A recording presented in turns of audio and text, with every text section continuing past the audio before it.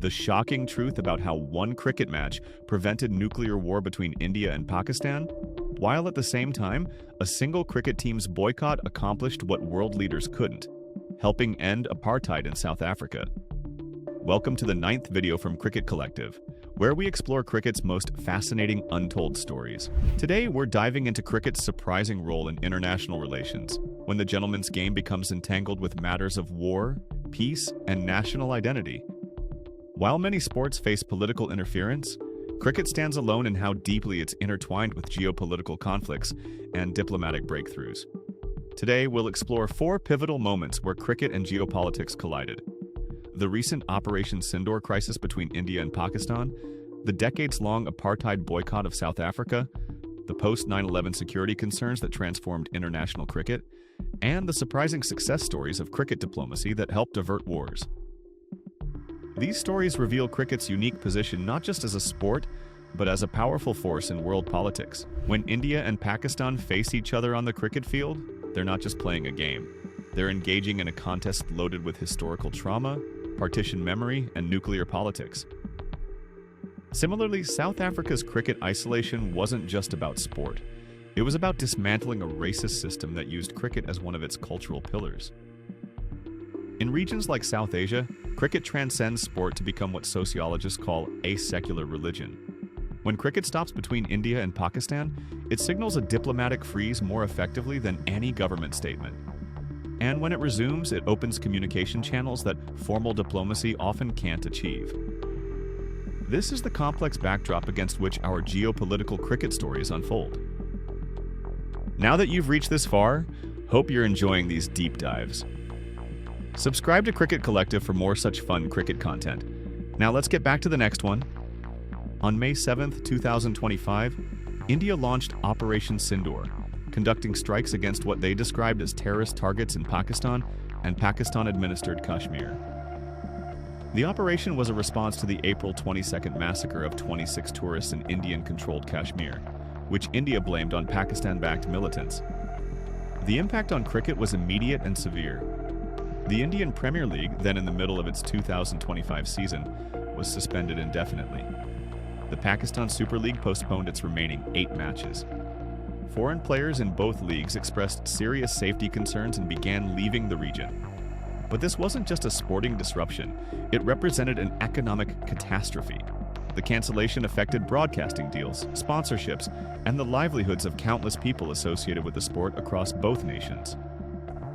The conflict also reinforced the fragility of cricket's hybrid model in international tournaments, where India and Pakistan don't travel to each other's territories even during ICC events, instead playing at neutral venues like the UAE.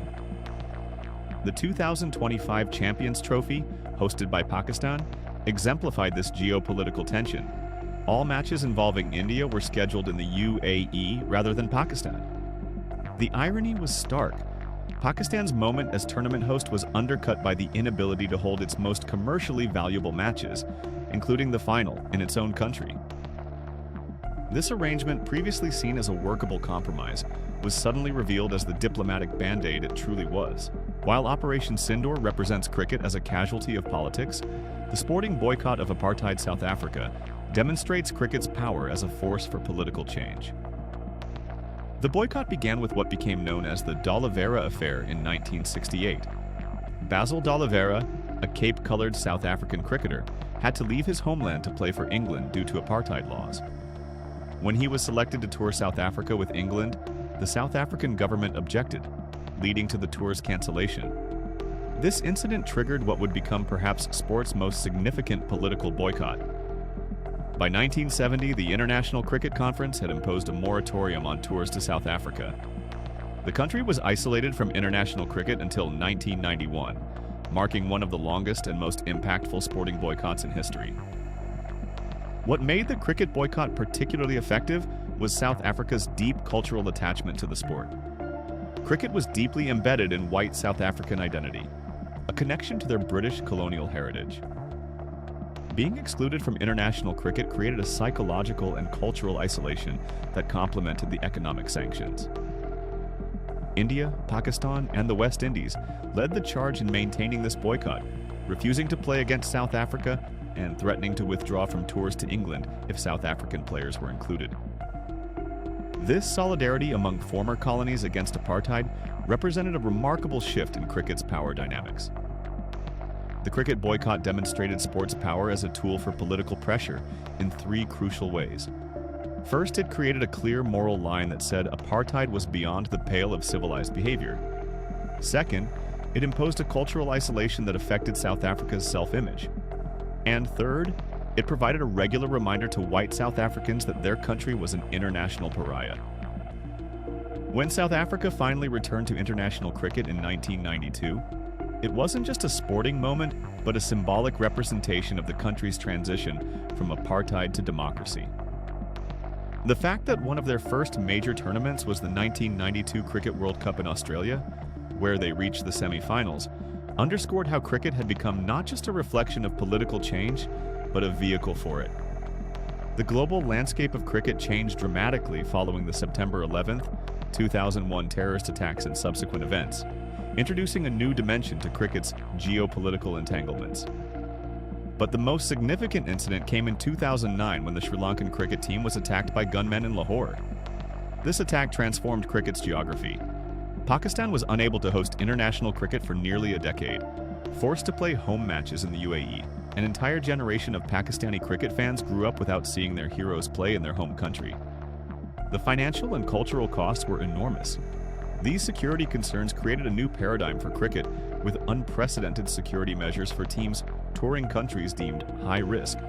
When Zimbabwe toured Pakistan in 2015, the first full member nation to do so after the 2009 attack, it wasn't just a cricket tour, but a symbolic statement about Pakistan's return to normalcy.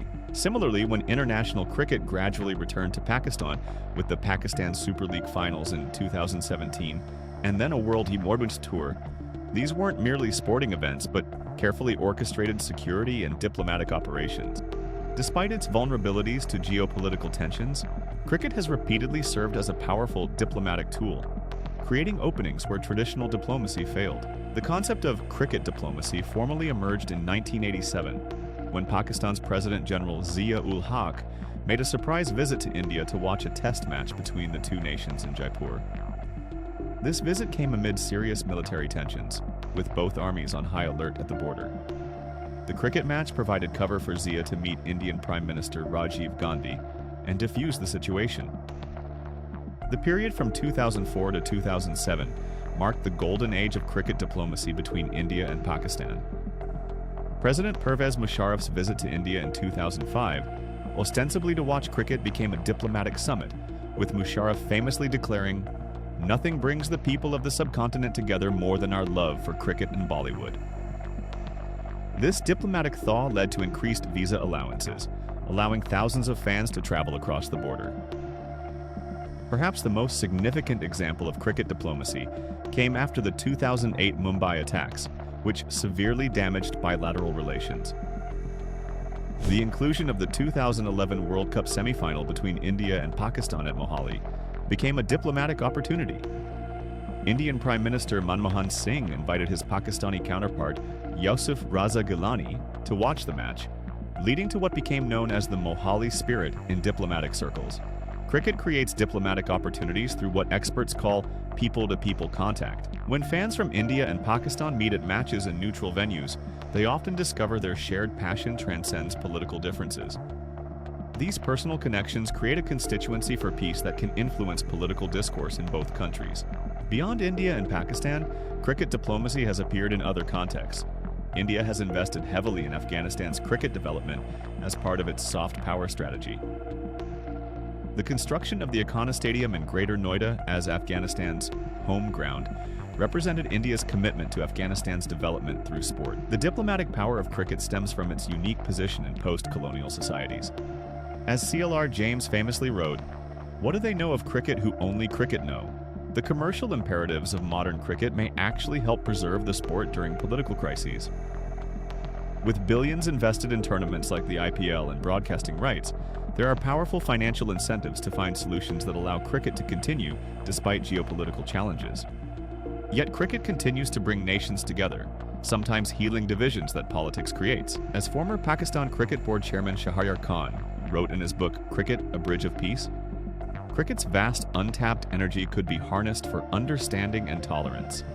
As fans, we can only hope that the gentleman's game will continue to build bridges, even as geopolitics occasionally forces it to take a back seat. In the words of Nelson Mandela, who understood sport's political power, sport has the power to change the world. It has the power to inspire. It has the power to unite people in a way that little else does.